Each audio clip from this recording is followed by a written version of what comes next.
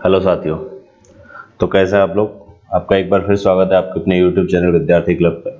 तो देखिए, आज की जो क्लास है हमारी मैथ की, उसमें हम ये जानेंगे कि आखिर लासा मासा से किस टाइप के क्वेश्चंस एग्जाम्स में पूछे जाते हैं, कंपटीशन एग्जाम में पूछे जाते हैं। अगर ये क्लास आप स्टार्टिंग से लेकर एंड तक कर दें तो प्रत्येक क्वेश्चन को करने का तरीका मैंने आपको बता रखा है। वीडियो को पॉज करके पहले खुद से सॉल्व किया करें, तब सॉल्यूशन देखा करें, तब तो कोई मतलब बनता है। ठीक है। बाकी मैंने नेक्स्ट क्लास में कुछ क्वेश्चंस करवा दिए थे। टॉप 50 क्वेश्चंस की सीरीज चल रही है। फर्स्ट और सेकंड पार्ट हो चुके हैं, ये थर्ड पार्ट है। जिन लोगों ने फर्स्ट और सेकंड नहीं देखे वो फर्स्ट और सेकंड पार्ट देख लें। थर्ड पार्ट बहुत इंपॉर्टेंट है क्योंकि इसमें जो प्रीवियस ईयर क्वेश्चन है, किस टाइप के क्वेश्चंस आकर पूछे जाते हैं, उनके बारे में हम जानेंगे कि आखिर किस टाइप के क्वेश्चन पूछे जाते हैं। बाकी आप कोई भी सुझाव देना चाहते हैं तो कमेंट बॉक्स में दे सकते हैं, लेकिन मेरी आपसे एक रिक्वेस्ट है, आप लोग जो कर रहे हैं वो अच्छा नहीं कर रहे हैं अपने लिए। मैंने आपसे बोला था कि कोई भी क्वेश्चन मैं आपको देता हूं तो उसका आंसर आप कमेंट बॉक्स में लिखा करें, या कोई प्रॉब्लम है तो वो भी बताया करें कि क्या प्रॉब्लम है, क्वेश्चन समझ में आ रहा है कि नहीं आ रहा है। ठीक है। तो ऐसे काम नहीं चलेगा। अभी पढ़ाई करनी है तो अच्छे से करो, वरना नहीं करो। जो भी करना है ना पूरे जुनून के साथ किया करो। ये नहीं कि बस जिंदगी चल सी रही है, ऐसा नहीं होना चाहिए। अगर पढ़ाई करनी है तो करो, नहीं करनी है तो बिल्कुल नहीं करो, है ना। मुझे ऐसे व्यूज नहीं चाहिए जैसे आप देते हैं। पता लगा तो 2-3 मिनट वीडियो देखेंगे, कोई मतलब नहीं निकलेगा। तो भी पढ़ना है तो अच्छे से पढ़ो, वरना मत पढ़ो। मुझे आपके व्यूज की ऐसे की जरूरत नहीं है। ठीक है। बाकी चलिए स्टार्ट करते हैं। जो लोग पढ़ने वाले हैं उनके लिए हम रेगुलर क्लास चलाएंगे, कोई दिक्कत नहीं है। आपको अगर पढ़ना है पढ़िए, नहीं पढ़ना है नहीं पढ़िए, आपकी इच्छा। क्वेश्चन है हमारा, और बाकी कोई भी समस्या तो बताओ ना कमेंट बॉक्स में, भाई ये समस्या आ रही है, आपको समझ में नहीं आ रहा है क्या नहीं है। और बाकी पिछली क्लास अगर लासा वासा की नहीं देखी तो कुछ भी समझ में नहीं आएगा, तो पहले वो देख लीजिए फिर आगे कंटिन्यू करिए। बाकी आज की क्लास में हम यही जानने वाले हैं कि आखिर किस टाइप के क्वेश्चन पूछे जाते हैं और क्या सही अप्रोच होनी चाहिए क्वेश्चन की। क्वेश्चन को करना बड़ी बात नहीं होती है, लेकिन सही अप्रोच बहुत जरूरी होती है। सही अप्रोच के लिए तो पहला क्वेश्चन, दो संख्याओं का मासा 23 है और लासा है 13 और 14 है। उसने बोला क्या है कि दो संख्याओं का मासा 23 है तथा उनके लासा के अन्य दो गुणनखंड 13 और 14 है। उनमें से बड़ी संख्या क्या होगी। अच्छा, अब एक बात बताओ, देखो संख्या है हमारे पास। अगर हम संख्या की बात करें तो उससे पहले हमें मासा दे रखा है 23। मैंने आपसे बोला था कि हमेशा, मैंने पूरे लासा मासा में आपको बहुत अच्छे से बताया था कि दोनों ही संख्याओं में क्या मौजूद होगा, 23 तो मौजूद होगा ही होगा क्योंकि मासा कितना है, 23 है। अब उसने बड़ी संख्या पूछी है तो बड़े गुणनखंड के साथ क्या होगा। भाई दो गुणनखंड अलग अलग हैं तो 14 इसके साथ होगा और 13 इसके साथ होगा। तो इतना सब करने की जरूरत नहीं थी, हमें सिर्फ इतना करना था कि बड़ी संख्या बतानी थी। तो करना क्या था, मासा 23 है, बड़ा गुणनखंड लेके दोनों का गुणा कर देते, हमारा आंसर आ जाता। तो इन दोनों का अगर आप गुणा कर लेंगे तो हमारा आंसर आ जाएगा। अब देखो एक बात बताओ, यहाँ पे मैंने बात करूं तो सबका इकाई अंक अलग अलग है, तो गुणा करने की जरूरत नहीं है भाई साहब। मैंने नंबर सिस्टम में आपको बताया था कि नंबर सिस्टम में जो गुणा इकाई अंक का जो रूल है वो बहुत ज्यादा इंपॉर्टेंट है। पूरी मैथमेटिक्स में यूज होता है। क्या आएगा, इकाई अंक 2, ये आंसर है, कुछ करने की जरूरत ही नहीं। बाकी आप मल्टीप्लाई कर लीजिए करना चाहे तो, बट नहीं करना था। तो अगर क्वेश्चन समझ में आता तो 1 सेकंड का क्वेश्चन था जो कि पूछा गया है एसएससी सीजीएल प्री में 2004 में। तो ये आपको पता होना चाहिए किस टाइप के क्वेश्चंस पूछे जाते हैं। नेक्स्ट क्वेश्चन हमारा, दो धनात्मक पूर्णांकों का लासा बड़ी संख्या का दोगुना है। जो एलसीएम है उसने क्या बोला है, मान लो दो संख्या हमने मान ली एक्स और वाई। अब जैसे मान लो, मैं एक बेसिक आइडिया बता रहा हूँ, बाकी तो हम क्वेश्चन को डायरेक्ट कर सकते हैं। देखिए कैसे, तो धनात्मक पूर्णांकों का लासा बड़ी संख्या का दोगुना है। बड़ी संख्या हमने y मान रखी है, इसका ये क्या है, दोगुना है। इसके बाद बोला गया है उनमें छोटी संख्या और दोनों पूर्णांकों के मासा का अंतर। छोटी संख्या क्या है, x, और मासा क्या है यानी कि HCF h मान रखा है, और इन दोनों का अंतर कितना दे रखा है हमें, 4। ये पूरा पार्ट है हमारा। अब उसने पूछा है कि छोटी संख्या क्या होगी, मतलब किसकी वैल्यू पूछी है तुमसे, x की वैल्यू पूछी है, क्या होगी। अच्छा, x की वैल्यू निकालने के लिए वैसे तो बहुत सिंपल है। आपको करना क्या है भाई, एक relation between LCM and HCF बताया था मैंने, फर्स्ट इंटू सेकंड बराबर लासा गुणे मासा। तो फर्स्ट इंटू सेकंड क्या होगा, x इंटू वाई, लासा कितना हो जाएगा, 2y। और मासा की अगर बात करें तो यहाँ से मासा की जो वैल्यू आ जाएगी h बराबर, h को इधर ले आओगे, पक्षांतर कर लोगे, और 4 को इधर ले जाओगे तो कितना हो जाएगा, x माइनस 4 हो जाएगा h की वैल्यू। तो ये भी अगर हमने पुट कर दी यहाँ पे मल्टीप्लाई करके, तो देखो एक बात बताओ, अब यहाँ से सीधा सीधा y से y क्या हो गया, कैंसिल। और y से y अगर कैंसिल हो गया तो बचा क्या फाइनली, देखो x बराबर 2x और माइनस के कितना, 8। और अब क्या कर लो, x को इधर ले आओ, 8 को इधर ले आओ, तो x बराबर कितना आ गया, 8। और यही हमारी क्या हो जाएगी, छोटी संख्या, और यही हमारा क्या हो जाएगा आंसर। तो बहुत सिंपल सा क्वेश्चन था। डायरेक्ट करने का तरीका क्या था, तो आपको पता है दो धनात्मक पूर्णांक थे जिनका लासा और मासा दे रखा था, किस तरीके से रिलेशन था, वहां से आप ऑप्शन से क्रॉस चेक कर सकते थे कि ऑप्शन से क्रॉस चेक करने पे क्या आंसर आता है। नेक्स्ट क्वेश्चन, एक व्यक्ति के पास क्रमशः 10, 15 और 20 मीटर लंबाई की लोहे की 3 छड़ हैं। वह तीनों छड़ों में से बराबर लंबाई के टुकड़े काटना चाहता है। वह बिना कुछ बर्बाद किए उसमें से कम कुल कितने टुकड़े काट सकता है। अच्छा, कम से कम टुकड़े काटना चाहता है तो लंबाई प्रत्येक टुकड़े की क्या होनी चाहिए, अधिक से अधिक, यानी कि इन तीनों संख्याओं का क्या निकालना है, मासा। और मासा आप डायरेक्ट देख के बता सकते हो, तो कितना आने वाला है, 5।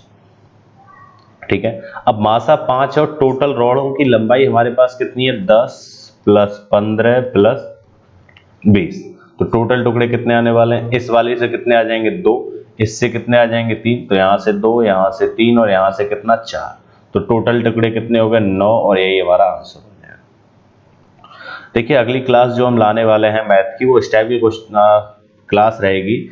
जिन लोगों ने पूरी मैथमेटिक्स का सिलेबस कंप्लीट कर रखा है उनके लिए वो बहुत ज़्यादा एसेंशियल रहेगी। उसमें हम क्या करेंगे, जो सीजीएल या रेलवे या जितने भी पेपर प्रीवियस ईयर में आए हैं उनके क्वेश्चंस हम आपको लेके आएंगे, और मात्र 25 क्वेश्चन में पूरी मैथ की प्रैक्टिस हम करेंगे, पूरा रिवीजन करेंगे मैथ का भी किस तरीके से क्वेश्चन करना है। तो वो सीरीज आप जरूर देखिएगा, वो बहुत ज़्यादा एसेंशियल होगी उन लोगों के लिए जिन्होंने पहले सिलेबस कंप्लीट कर रखा है। बाकी जिन लोगों ने सिलेबस कंप्लीट नहीं किया है, जो सीरीज चल रही है उसी पर फोकस करें, और जो क्वेश्चन करवाए जा रहे हैं वो बहुत अच्छे क्वेश्चन है। अगर आपने ये क्वेश्चन कर लिए तो कोई भी एग्जाम में लासा मासा से कोई क्वेश्चन आपका नहीं फंसेगा। ठीक है, तो अच्छे से पढ़ाई कीजिए, कोई दिक्कत नहीं आने वाली है। बाकी कोई प्रॉब्लम है तो आप कमेंट बॉक्स में बताया करेंगे, कोई क्वेश्चन आपको समझ में नहीं आया तो। नेक्स्ट क्वेश्चन है, दो संख्याओं का लासा उसके मासा का 12 गुना है। तो लासा जो है मासा का कितने गुना है, 12 गुना। मासा और लासा का योग भी दे रखा है कि L प्लस एच जो है वो कितना है, 403 है। फिर उसने बोला है यदि उनमें से एक संख्या 93 है, एक संख्या कैसी है, 93, तो दूसरी संख्या क्या होगी। तो देखो वैसे तो एक बात है कि भाई L प्लस एच आया है, L प्लस क्या है, एच आया है, और हमें क्या दिया गया है कि वो टोटल कितना है, 403। तो वैसे तो सिंपल सा लॉजिक ये है कि भाई हम ये कह सकते हैं कि 403 जहां पे योग आ जाएगा, भाई L प्लस एच में हमेशा ही दूसरी संख्या मौजूद रही होगी, और दूसरी संख्या मौजूद रही होगी तो हम ये कह सकते हैं कि जहां 403 से किसी भी संख्या से कैंसिल हो जाएगा वो हमारा आंसर होना चाहिए। अगर आपको ऐसे नहीं करना है, बेसिक से जाना है, तो वही रिलेशन लगा लो। फर्स्ट संख्या 93 दे रखी है, दूसरी संख्या मान लो x है, लासा कितना दे रखा है, 12h। कितना दे रखा है लासा, 12h। या फिर एक काम कर लो, यहां से भी वैल्यू रख लो, L की वैल्यू कितनी है, 12h। यहां पर रखोगे तो ये कितना हो जाएगा, 13h बराबर 403। तो h बराबर जो आने वाला है वो कितना आने वाला है, 403/13, ये कह सकता हूं। तो यहां पे मैं ऐसे ही लिख देता हूं कि 403/13। अब मासा तो ये हो गया, अब लासा कितना होगा, तो ये वैल्यू यहाँ पे उठा के रख दोगे तो ये वैल्यू आ जाएगी 403/13 गुणे कितना आ जाएगा, 12। अब इसे हमें सॉल्व करना और x की वैल्यू बतानी है। देखो सिंपल सा आंसर आने वाला है, ये कितना आ गया, 13×3 = 39 और 13×1 = 13। ऐसे ही 13×3 = 39 और 13×1 = 13 और 31×3 = 93 और 3 से कितना कट गया, 4 बार। और ये 31 चौके अगर तुम देखोगे तो कितना आने वाला है, फाइनली 31 × 4 करने पर तो ये आ जाएगा 4 और 4×3 = 12, और ये हमारा क्या हो जाएगा आंसर। तो कोई दिक्कत नहीं है आपको इस क्वेश्चन को करने में। नेक्स्ट क्वेश्चन हमारा, दो संख्याओं का मासा तथा उनका गुणनफल 15 और 6300 है। अच्छा अब एक बात बताओ, मासा कितना दे रखा है, 15 दे रखा है, और उनका गुणनफल जो दे रखा है वो कितना दे रखा है, 6300 दे रखा है। तो देखो मैंने आपको बताया था, बहुत अच्छे चीजों को मैंने समझा रखा है क्लास में आप लोगों को। अगर आपने पिछले लेक्चर नहीं लिए तो पहले वो ले लो। दो संख्याएं मानोगे 15x और 15y, जबकि x और y यहाँ पर क्या होनी चाहिए, सहभाज्य संख्या। युग्म पूछे हमसे कितने होंगे, इन दोनों का गुणनफल कितना दे रखा है, 6300। ठीक है, तो यहां से x इंटू जो y आने वाला है वो कैंसिल कर लो, 15 से पहले कैंसिल करो। तो 15 से कैंसिल करोगे, 15 चौके 60, और यहाँ पे 60 के बाद यहाँ पे 30 हो जाएगा, 15 दूनी 30 और ये 420। फिर यहाँ से कैंसिल करोगे तो 15 दूनी 30, 12 बचे और 120, 15 अट्ठे 120, यही आने वाला है 28। ठीक है, 15 अट्ठे 120। ठीक, इसके बाद हमें क्या करना है, इस 28 को इस कदर तोड़ना है कि प्रत्येक गुणा करने पर सहभाज्य संख्या है। तो पहला गुणनखंड कहोगे सर आप 1 गुणे 28 कर लीजिए, मैं कहूँगा ठीक है। अगला गुणनखंड बताइए 2 गुणे 14 लेंगे क्या? नहीं लेंगे। क्यों नहीं लेंगे? क्योंकि वो सहभाज्य संख्याएं नहीं है। अच्छा 3 वाला फैक्टर आएगा नहीं, 4 वाला फैक्टर आएगा, बिल्कुल आएगा। 4 किसके साथ आएगा? 7 के साथ आएगा। क्या कोई और फैक्टर आ सकता है? तो 4 के बाद और तो कोई फैक्टर आने वाला है नहीं, तो कितने जोड़े संभव है? केवल 2 जोड़े संभव है। डायरेक्ट कर सकते थे हम। करना क्या था? 6300 को 15 से 2 बार डिवाइड करना था। अब इतना आप समझ गए होंगे क्यों करना था, और संख्या आ जाती है हमारे पास 28, और 28 को फैक्टराइज करना था, ये मैं बता चुका था। तो 1 गुणे 28 और दूसरा 4 गुणे 7 डायरेक्ट आंसर कर सकते थे। तो वो आपकी प्रैक्टिस के ऊपर डिपेंड करता है कि क्या है किस तरीके से। नेक्स्ट क्वेश्चन, जैसे दो संख्याओं का मासा और लासा दे रखे हैं 21 और 84। यदि दो संख्याओं का अनुपात 1:4 है तो दोनों संख्या, ये क्लास में मैंने क्वेश्चन करवाया था अभी जब हम प्रैक्टिस सेशन की बात कर रहे थे। दोनों संख्याओं में बड़ी संख्या पूछिए कौन सी होगी, तो देखो डायरेक्ट बता सकते हो 21 है इनका मासा, और अनुपात से हमेशा मासा कट जाता है, 21 चौके 84, और ये हमारा क्या हो जाएगा? आंसर। कुछ करने की आवश्यकता ही नहीं है उसमें आगे। नेक्स्ट क्वेश्चन की अगर हम बात करें, ठीक है 84। नेक्स्ट क्वेश्चन है हमारा 1500 से कम वह बड़ी संख्या, बड़ी से बड़ी संख्या जो 16 और 18 दोनों से डिवाइड हो जाएगी। देखो वैसे तो ये लासा मासा का क्वेश्चन है, बट डायरेक्ट अगर करना है तो आपको नंबर सिस्टम का डिवीजन रूल पता होना चाहिए। जैसे 16 से कोई संख्या कब डिवाइड होती है भाई? 4 अंक डिवाइड होने चाहिए, तो 4 अंक डिवाइड कर लो, या फिर पहले 18 वाला चेक कर लो। तो 18 के लिए कहोगे कि सर आप किससे कर लीजिए? 9 दूनी 18, तो 2 से तो सभी संख्याएं हो रही, 9 से और होना चाहिए, तो ये भी 9 से हो जाएगी, ये भी 9 से हो जाएगी। और इसकी अगर हम बात करें तो क्या ये संख्या 9 से? बिल्कुल, ये भी डिवाइड हो रही है और ये भी 9 से डिवाइड हो रही है। तो यहाँ से तो कुछ पता चला नहीं 18 से, फिर हमें 16 से पता करना पड़ेगा। तो 16 नंबर 144, फिर ये 0 बच जाएगा, ये डिवाइड होने वाला है तो बिल्कुल होने वाला है। यहाँ डिवाइड कर लो, यहाँ डिवाइड नहीं होगा। इन सबको डिवाइड करोगे, जैसे 1386 को डिवाइड करके देखो 16 से, तो 16 की टेबल तो आपको आती होगी, बाकी 16 की टेबल नहीं आती है, तो 4 4 से 2 बार डिवाइड कर लो। 4 4 से करोगे तो 4 तिया 12, ठीक है। यहाँ पे 1 बचा 18, 4 चौके 16 और 2 बचे 26, कभी डिवाइड नहीं होगा 4 से, क्योंकि लास्ट की 2 अंकियां डिवाइड नहीं हो रही। यहाँ भी 4 से अगर करोगे तो 4 तिया 12, 1 बचा 4 चौके 16 और 4 दूने 8, अब ये 4 से डिवाइड नहीं होगा। अब 4 से 1 बार डिवाइड होगा, 2 बार नहीं, तो आंसर क्या हो गया? 14 से 40। बाकी लासा मासा से कैसे करते? तो 16 18 का लासा निकालते, वहां से सॉल्व कर लेते, ठीक है। Next question 403 litre, 434 litre, 465 litre की टैंकर में डीजल है। ऐसे पात्र की अधिकतम क्षमता कितनी होगी जिससे तीनों पात्रों के डीजल को पूर्ण संख्या में मापा जा सके? मतलब क्या निकालना है? अधिकतम क्षमता, यानी कि अधिकतम क्षमता वाला बर्तन बताना है। तो क्या निकालना है? एचसीएफ। अच्छा एचसीएफ यानी कि मासा, और मासा निकालने का सीधा तरीका मैंने तुम्हें बता रखा था। करना क्या होता है भाई साहब कि इन दोनों में, तीनों संख्याओं में जिन दोनों संख्याओं का अंतर सबसे कम आ रहा हो वो उसका मासा होता है। तो आप कहेंगे सर 31 अंतर आ गया, अब 31 और किसी से डिवाइड होगा नहीं, यही सबसे बड़ी संख्या है, तो यही हमारा क्या हो जाएगा? आंसर। तो कुछ करना ही नहीं है। नेक्स्ट क्वेश्चन 3 की पावर 3 की पावर 333 प्लस 1, 3 की पावर 3 प्लस 334 प्लस 1। ये क्वेश्चन बहुत अच्छा क्वेश्चन है, मजेदार क्वेश्चन है। देखिए ऐसे क्वेश्चन जनरली एग्जाम में पूछे जाते हैं। इनका क्या बताना है? मासा। देखो इनका मासा बताने का सीधा तरीका है क्या भाई? 3 की पावर आप कुछ भी लिखिए, जैसे 3 की पावर आप 1 लिखेंगे तो 3 आएगा। 3 की पावर अगर 2 लिखोगे तो कितना आएगा? आप कहोगे सर 3 की पावर 2 9 आएगा। और 3 की पावर अगर 3 करोगे तो कितना आएगा? 27 आएगा। 3 की पावर अगर 4 करोगे तो 81। एक चीज कॉमन आती है कि प्रत्येक 3 की पावर में जो इकाई का अंक होता है वो हमेशा क्या होता है? विषम। और जब भी तुम एक जोड़ोगे, जब भी तुम क्या करोगे? एक जोड़ोगे तो एक कैसी संख्या निकल के आएगी? सभी फैक्टर से। तो आप कहेंगे सर एक संख्या निकल के आएगी, क्योंकि सम यानी कि इवन पार्ट निकल के आएगा। अगर वो सम संख्या होगी तो हमेशा ही किससे डिवाइड होगी? 2 से, तो ये हमारा आंसर हो जाएगा। तो इस तरीके से इस क्वेश्चन को करना है।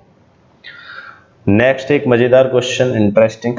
गणित की 84 पुस्तकों, भौतिकी की 90 पुस्तकों और रसायन शास्त्र की 120 पुस्तकों की विषयवार ढेरियां लगाई जानी है। प्रत्येक ढेरी में कितनी पुस्तकें हों जिससे प्रत्येक ढेरी की ऊंचाई भी एक समान हो? तो मतलब क्या निकालना है कि प्रत्येक में समान हो, प्रत्येक ढेरी में भी पुस्तक होते हैं और ऊंचाई भी बराबर हो। तो क्या निकालना है? मासा। अब मासा निकालने का सीधा तरीका है अंतर निकाल लो। तो कितना आ गया? 6, ये आंसर। नेक्स्ट क्वेश्चन 4 क्रमागत अभाज्य संख्याओं जो आरोही क्रम और उनमें से पहली, अच्छा ये आरोही क्रम में होनी चाहिए। आरोही क्रम मतलब असेंडिंग ऑर्डर, यानी कि बढ़ता हुआ क्रम। उनमें पहली 3 का गुणनफल 385 और अंतिम 3 का गुणनफल कितना है? 1001। मान लो बेसिक से अगर हम बात करें, जैसे मान लो चार संख्याएं हमारे पास A B C और D। बड़ा गुणनफल पहले हम लिख लेते हैं कि लास्ट की तीन संख्याओं का गुणनफल B into C into D जो है वो कितना दे रखा है हमें 1001। अच्छा, अभाज्य संख्या है, इसका मतलब कोई भी फैक्टर उनका आपस में कॉमन नहीं हो सकता है ना। कोई भी फैक्टर क्या नहीं होगा, कॉमन नहीं होगा, ये बात ध्यान देने वाली है। पहली तीन संख्याओं का गुणनफल क्या होगा भाई, तो पहली A B C का गुणनफल कितना दे रखा है 385। अब हमसे पूछा है कि सबसे बड़ी अभाज्य संख्या कौन सी होगी। तो देखो, सबसे बड़ी अभाज्य संख्या की अगर बात करें तो मैं कहता हूं इन दोनों को आप डिवाइड कर दो। दोनों को डिवाइड करोगे, BC से BC क्या हो गया, कैंसिल। अब इनको डिवाइड करोगे तो देखो एक बात बताओ, इन दोनों को डिवाइड 11 से कर लो।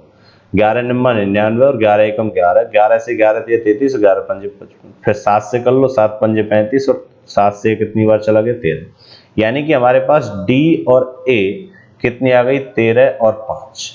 अभी लासा मासा में क्यों क्वेश्चन आया है, ये इसलिए आया है, भले ही अनुपात में आई है दोनों संख्याएं, लेकिन क्या अभाज्य संख्याओं में कोई कॉमन फैक्टर होता है, नहीं होता, तो उनका मासा हमेशा एक होता है। इसका मतलब बड़ी संख्या 13 हो गई और सबसे छोटी संख्या कौन सी हो गई 5। तो भाई संख्याएं कौन सी है मैं वो भी बता देता हूँ। पहली संख्या 5 है, दूसरी 7 है, अगली 11 है और अगली 13।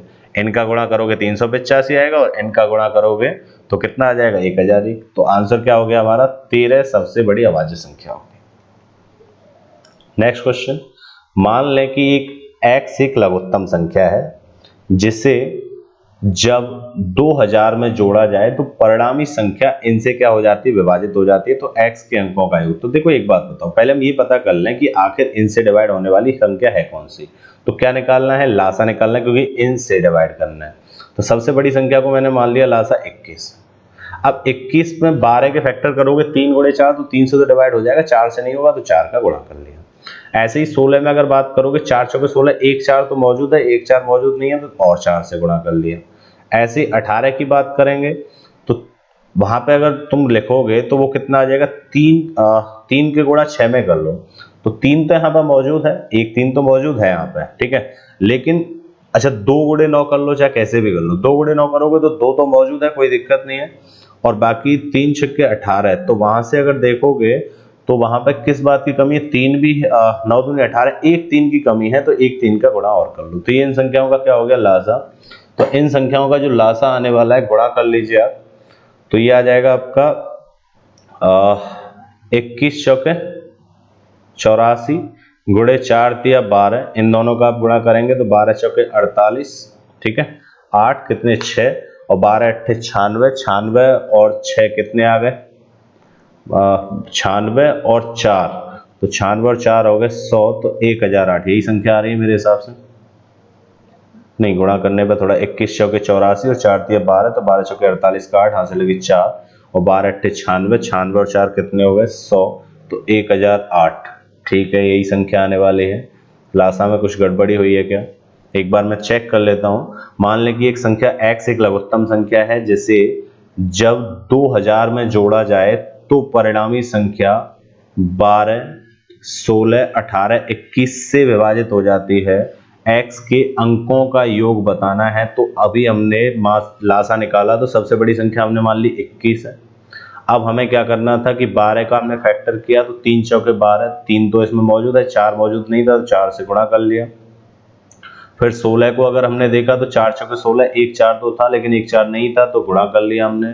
फिर 18 का 9 दूनी 18 किया तो 2 तो मौजूद था उसमें पहले से, 9 के लिए एक 3 था, एक 3 नहीं था, तो x के अंकों का योग बताना है, ठीक है। तो यहाँ से अगर हम गुणा किया तो 21 चौके 20 चौके 80, 21 चौके 84 और 4 तिया 12, 12 चौके 48 का 8 हासिल लगी 4 और 12 अट्ठे 96 और ये हो गया 1008। और उसने बोला क्या था, मान लें कि एक x लघुत्तम संख्या है जिसे जब 2000 में जोड़ा जाए तो परिणामी संख्या इनसे विभाजित हो जाती है। अब देखो है क्या, इसमें एक बात बताइए, ये 1008 सबसे छोटी संख्या है जो इनसे डिवाइड हो जाएगी। अगली संख्या बताइए जो इससे डिवाइड होगी, तो आप कहेंगे सर अगली संख्या जो होगी जो इससे डिवाइड होगी वो किससे गुणा करने में मिलेगी, 2 से। सब कुछ कैलकुलेशन हमने चेक की, वो सब सही है।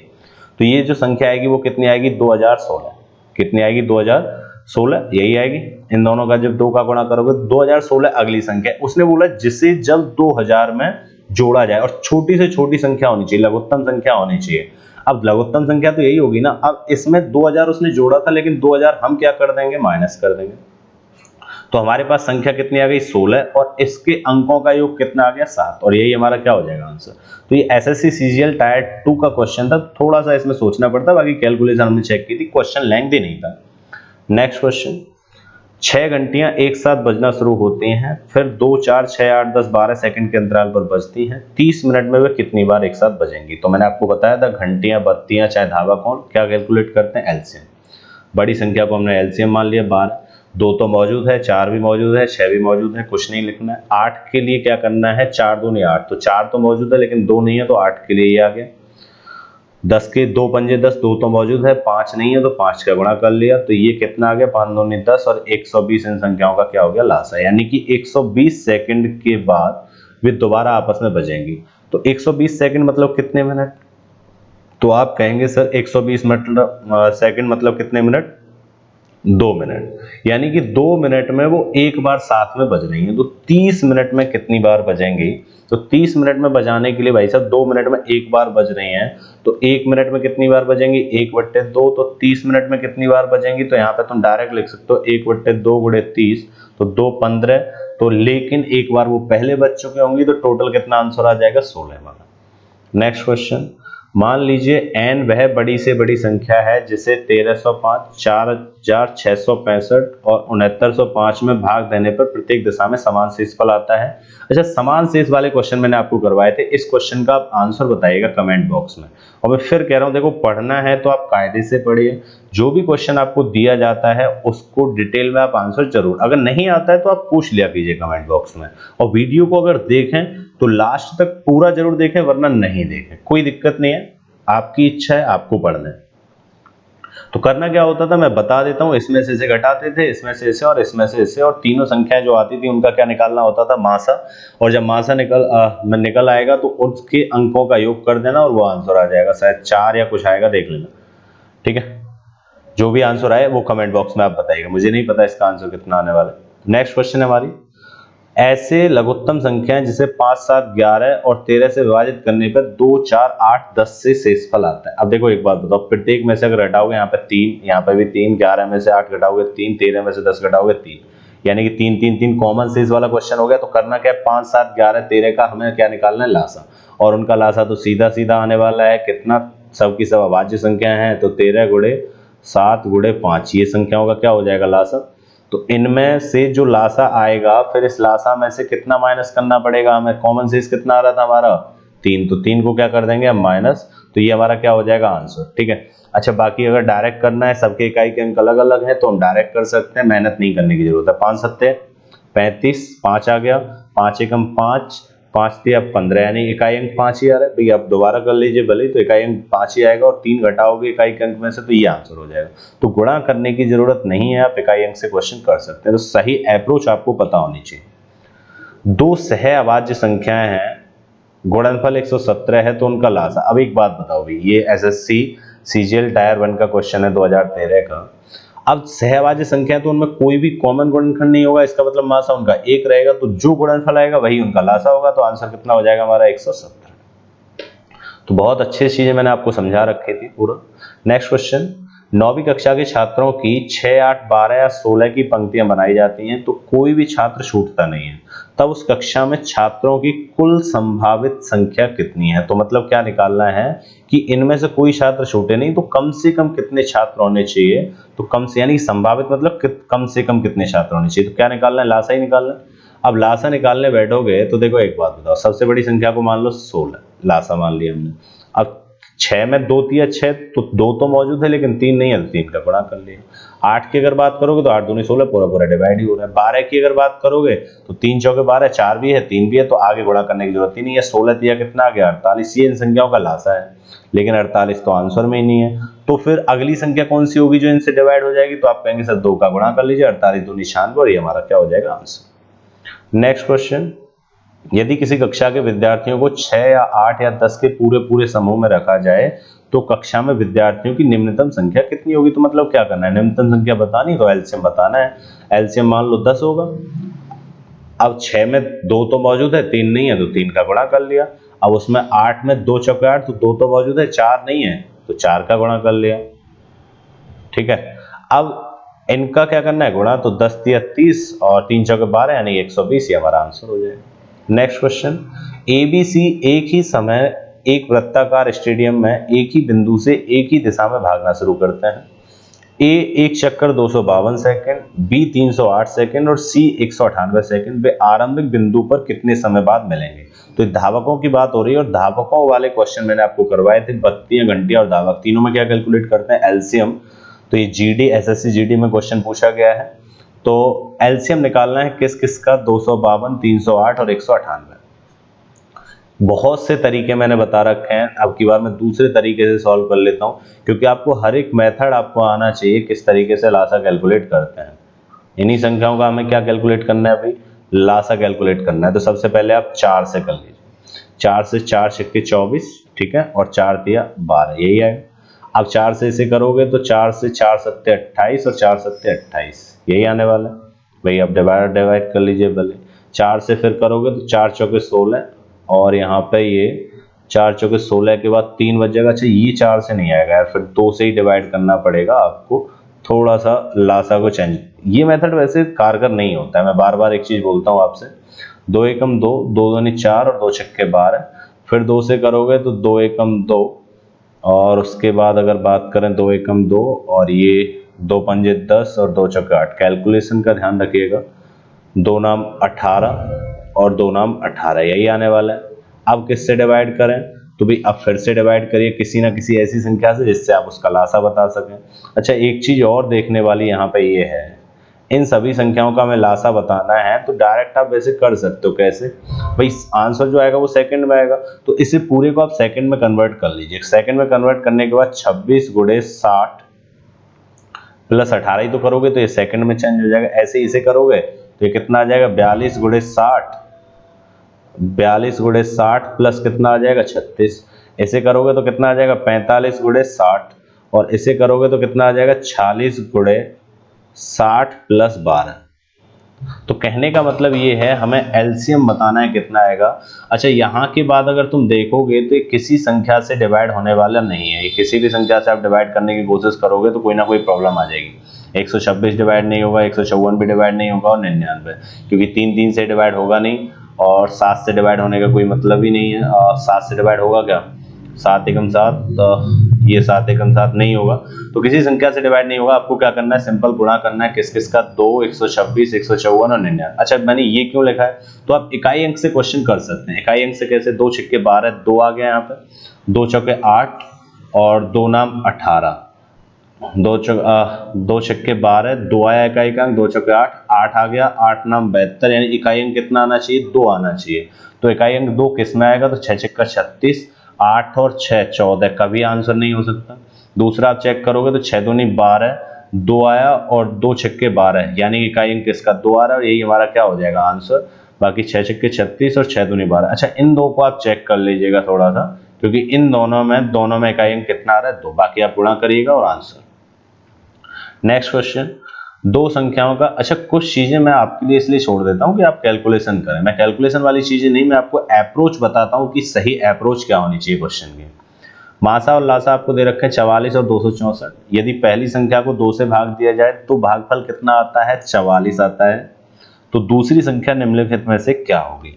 अब देखो, एक बात बताओ मुझे, अगर मैं बात करूं कि मासा मुझे दे रखा है 44 है और लासा दे रखा है 264 है, एक संख्या आपको ये बता रखा है कि जब उस संख्या को हम 2 से भाग देते हैं तो वो 44 भागफल आता है। अब एक बात बताओ मुझे कि 2 से अगर भाग दिया और 44 अगर भागफल आया तो मतलब पूरा पूरा कट गया होगा, क्योंकि मासा ही 44 है। तो मतलब जो पहली संख्या रही होगी वो भाज्य बराबर भाजक गुणे भागफल प्लस शेषफल, क्योंकि शेषफल 0 है तो पहली संख्या जो रही होगी वो क्या रही होगी?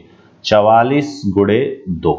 और दूसरी संख्या मान लो सेकंड है, और लासा और मासा हमें दे रखा है 44 गुणे 264 और आंसर यहाँ से आने वाला है 44 से 44 कैंसिल और 2 से 132 और ये हमारा आंसर हो जाएगा। नेक्स्ट क्वेश्चन, तो ये टोटल हमारे 20 क्वेश्चन थे, तो टोटल 50 क्वेश्चन आपके कंप्लीट हुए।